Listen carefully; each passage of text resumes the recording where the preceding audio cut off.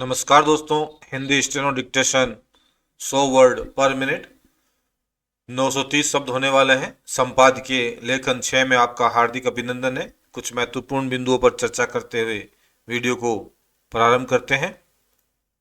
सर्वप्रथम आपको संपादकीय लेखन नंबर नोट करना है। वीडियो को ध्यानपूर्वक सुनकर डिक्टेशन अपनी नोटबुक में लिखना है। डिक्टेशन लिखने के पश्चात टाइपिंग टूल, जिसका डिस्क्रिप्शन में लिंक दे रखा है, www.gk-hindi.org/steno पर जाकर आप टाइपिंग करें और अपने डिक्टेशन की जांच करें। 5 सेकंड में हमारा डिक्टेशन प्रारंभ हो जाएगा। स्टार्ट। शहरी क्षेत्रों में 98% रिहायश के साथ दिल्ली देश का सबसे अधिक शहरीकृत राज्य है। इन दिनों यहाँ विधानसभा चुनाव के लिए चुनाव प्रचार अभियान चरम पर है। राजनीतिक आरोप प्रत्यारोपों का सिलसिला भी कायम है। पानी में जहर, अमोनिया ताजा प्रसंग है जिस पर राजनीति गर्म है। दिल्ली के लोग पुराने राजेंद्र नगर इलाके में जल भराव के कारण कोचिंग सेंटर में सिविल सेवा के 3 अभ्यर्थियों की मृत्यु की घटना पर नहीं भूले हैं। पैराचेंज। मई 2024 में ऑक्सफोर्ड इकोनॉमिक्स ने दुनिया के बड़े शहरों पर एक अध्ययन जारी किया था जिसमें दिल्ली को 1000 शहरों में 350वें स्थान पर रखा गया था। यह सही है कि दिल्ली ने आर्थिक और मानव पूंजी सूचकांक में ऊंचा स्थान हासिल किया है, लेकिन जीवन की गुणवत्ता, पर्यावरण और शासन के मामले में यह मीलों पीछे है। पैराचेंज। वर्तमान विधानसभा चुनाव में नागरिकों से जुड़े जो मुद्दे सतह पर है उनमें टूटी सड़कें, खराब सीवरेज, स्वच्छ पेयजल की उपलब्धता, लड़कियों और महिलाओं की सुरक्षा, कचरा कुप्रबंधन के कारण उभरे कूड़े के पहाड़ और अनियंत्रित प्रदूषण शामिल हैं। दरअसल अपने देश में शहरी शासन व्यवस्था की खामियों से ही ग्रस्त है। बेतरतीब विकास और असुरक्षित इमारतें, सड़कें, कमजोर सिटी सिस्टम का ही नतीजा है। यहाँ ना तो अधिकारों का सही तरह वितरण है और ना ही पैसे खर्च करने के सुविचारित तौर तरीके हैं। और नगरीय शासन प्रणाली लोगों से पूरी तरह कटी हुई है। यह भारत में शहरी इलाकों की आम स्थिति है और दिल्ली का राष्ट्रीय राजधानी क्षेत्र भी कोई अपवाद नहीं है। सच तो यह है कि यह शहर राज्य शेष देश के लिए कोई उदाहरण प्रस्तुत नहीं करता। पैराचेंज। दिल्ली शायद देश का एकमात्र मेट्रो शहर है जहां मेयर का कार्यकाल केवल 1 वर्ष का है। शहर में तमाम सिविक एजेंसियां हैं जो निर्वाचित मेयर और दिल्ली नगर निगम एमसीडी की काउंसिल के प्रति जवाबदेही ही नहीं है। प्लानिंग, जमीन के इस्तेमाल, जलापूर्ति और स्थानीय परिवहन जैसे अहम मसलों में भी एमसीडी की कोई भूमिका नहीं है। हम जानते हैं कि दिल्ली को पूर्ण राज्य का दर्जा हासिल नहीं है। इस दर्जे के बिना अधिकारों का केंद्र सरकार और राज्य सरकार के बीच बंटवारा हो जाता है। इसकी कीमत एमसीडी को अपने हितों के साथ समझौता करके चुकानी पड़ती है। इसके बावजूद यह निराशाजनक है कि चुनावी मैदान में उतरे प्रमुख राजनीतिक दलों के बीच स्थानीय सरकार की मजबूती, महानगरीय प्रशासन का एक व्यवहारिक सुचारू ढांचा प्रस्तुत करने का वादा नदारद है। पैराचेंज। वास्तव में दिल्ली आज जिन समस्याओं से ग्रस्त है उन्हें स्थायी समाधान के लिए नीति नियामकों का लचर रवैया भारी पड़ रहा है।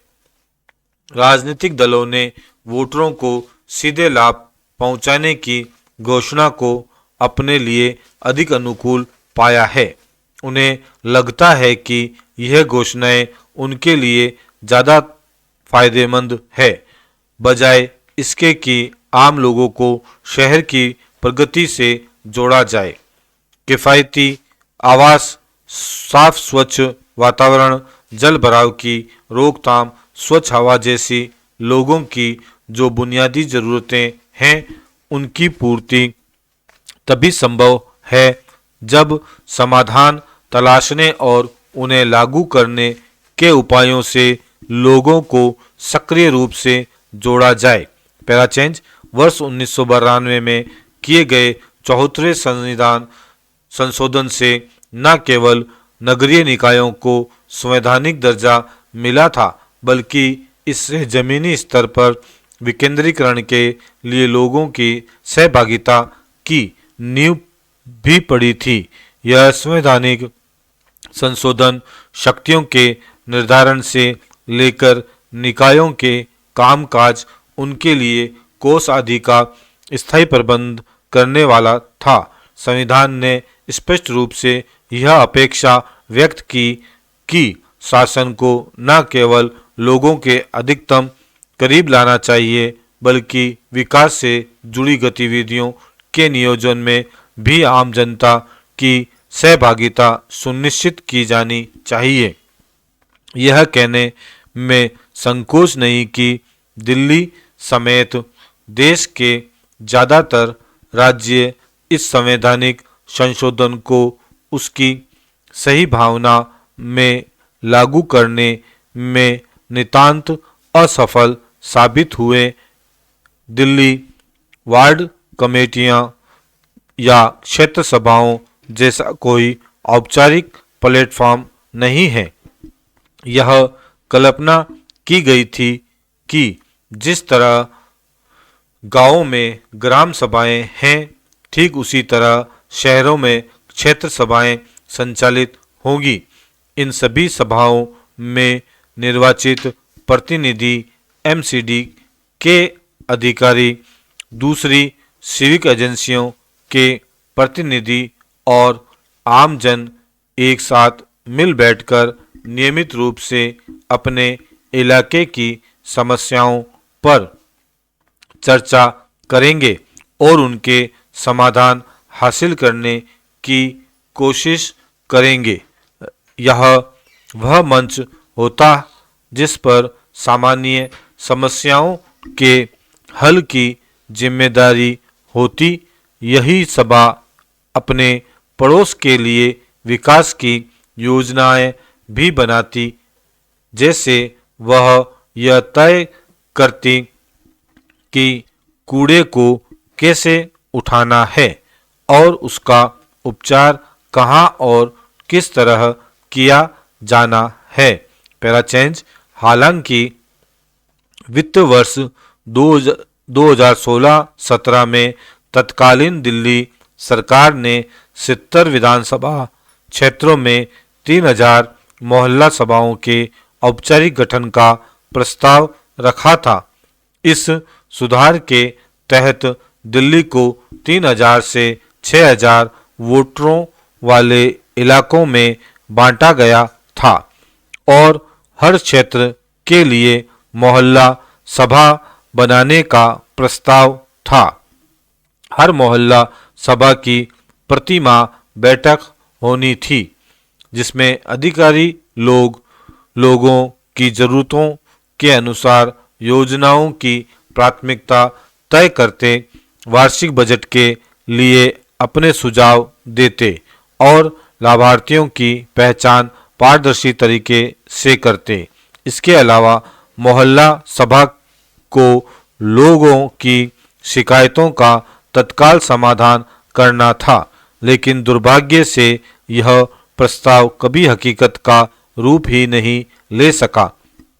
दिल्ली को रहने के लिए बेहतर स्थान बनाने के लिए लोगों की सहभागिता का सपना अधूरा का अधूरा ही रह गया।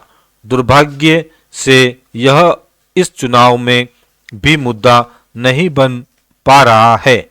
2 करोड़ से अधिक लोगों को ठिकाना देने वाली देश की राजधानी कहीं बेहतर विकेंद्रित नगरीय शासन की हकदार है।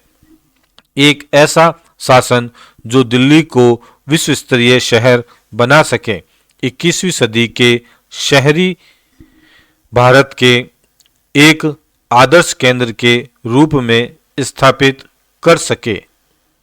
स्टॉप। दोस्तों, इसी के साथ हमारा प्रतिलेखन समाप्त होता है।